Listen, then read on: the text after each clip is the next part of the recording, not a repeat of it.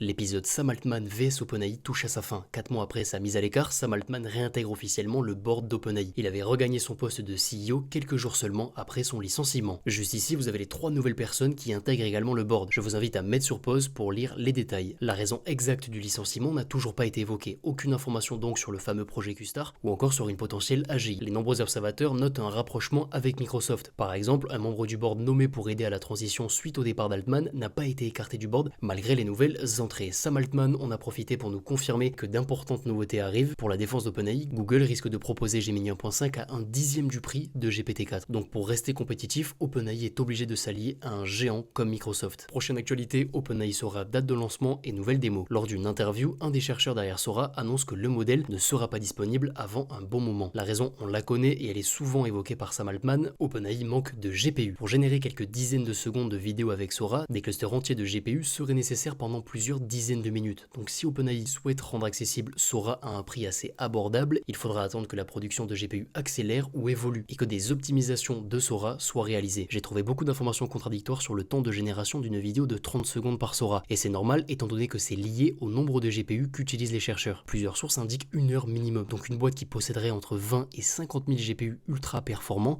aurait des difficultés à générer une vidéo de 30 secondes. Bien sûr, une majorité de ces GPU sont utilisés pour GPT-4, Vision, Whisper, etc. Mais ça confirme qu'OpenAI n'est pas prêt à rendre accessible Sora. Et cette problématique, Sam Altman l'a bien comprise, et c'est pour ça qu'il souhaite réunir 7000 milliards de dollars. Son objectif est de pousser la production de GPU à une échelle bien supérieure. Et je suis persuadé qu'au fond, c'est un calcul très bien pensé par OpenAI. En même temps que Sora, Google annonçait Gemini 1.5, qui est testable et qui est une véritable révolution via son contexte. Mais Sora ayant été annoncé en même temps, Gemini 1.5 a été très largement éclipsé. On passe maintenant aux démos, vous le voyez depuis quelques dizaines de secondes, on a plusieurs nouvelles démos d'OpenAI Sora. La démo la plus impressionnante pour moi, c'est celle-là, on est sur l'exploration d'un musée. L'environnement est cohérent et un drone peut très largement réaliser une vidéo similaire. La seule potentielle problématique, c'est la qualité de la vidéo. Ensuite, on a cette démo qui montre un thé versé dans une tasse contenant des galaxies. Le rendu est très intéressant et la cohérence au niveau de l'écoulement du thé est impressionnante. Et la troisième démo que je trouve intéressante, c'est celle-là, c'est une visite d'appartement. Le seul problème de cette vidéo, c'est que Sora génère à chaque rotation de nouvelles pièces, donc vidéo impressionnante mais absolument pas réaliste. Prochaine actualité, Claude 3 vs GPT-4, un chercheur a calculé le QI des deux IA. Via une série de tests que vous retrouverez sur son site, il a conclu que Claude 3 était le modèle le plus intelligent. En deuxième, on retrouve ChatGPT 4 et non GPT-4. La raison est que la majorité de ces tests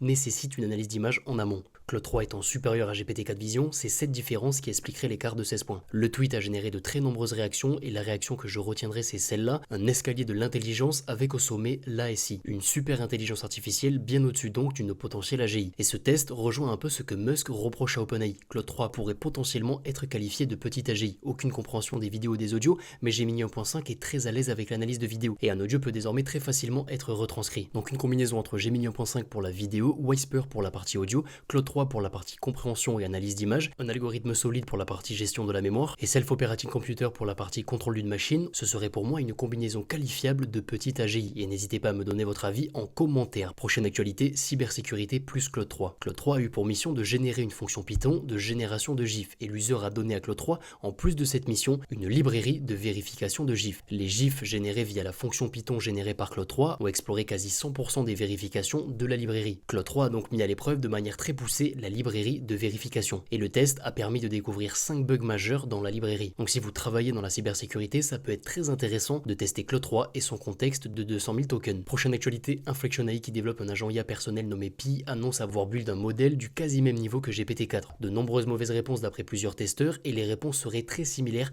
à Claude 3 sonné. Pour le moment, Inflection 2.5 est pour moi un nouveau non-concurrent de plus à GPT-4. IA X Armée française, le ministre des Armées annonce la création d'une agence dédiée à l'IA militaire. Google vs Perplexity, Google est toujours bien meilleur pour certaines recherches et on le voit avec cet exemple et ce tweet résume parfaitement mon état d'esprit actuel sur la question. J'ai actuellement 2 types de recherches, actualité, personne, lieu, etc. Tout ça Google le gère parfaitement et ensuite j'ai des recherches plus académiques, liaisant entre plusieurs informations ou encore recherches très précises. Et pour cette utilisation, Perplexity est supérieur à Google. Prochaine actualité, Grok, le ChatGPT ultra rapide propose désormais une API et Stability AI a publié le paper qui explique le fonctionnement de Stable Diffusion 3. OpenAI travaillerait sur ChatGPT fonctionnalités script, possibilité de faire appel à des scripts si les conditions sont réunies. Ça risque donc d'être très intéressant, je vous tiens au courant dès qu'on a plus d'infos. Selon ce tweet, les modèles fondation étant de plus en plus communs, GPT-4, Claude 3, Mistral, etc., l'interface sera à terme le segment le plus important. Midjourney annonce Midjourney V6 Describe, fonctionnalité que j'attendais. Inde XIA générative, l'Inde instaure une approbation obligatoire pour déployer un modèle et c'est très étrange comme décision. L'Inde va drastiquement ralentir toutes ses startups et faire fuir ses chercheurs. Et on termine sur un nouveau potentiel test à tester sur une future AGI, comment faire fonctionner une machine à laver publique,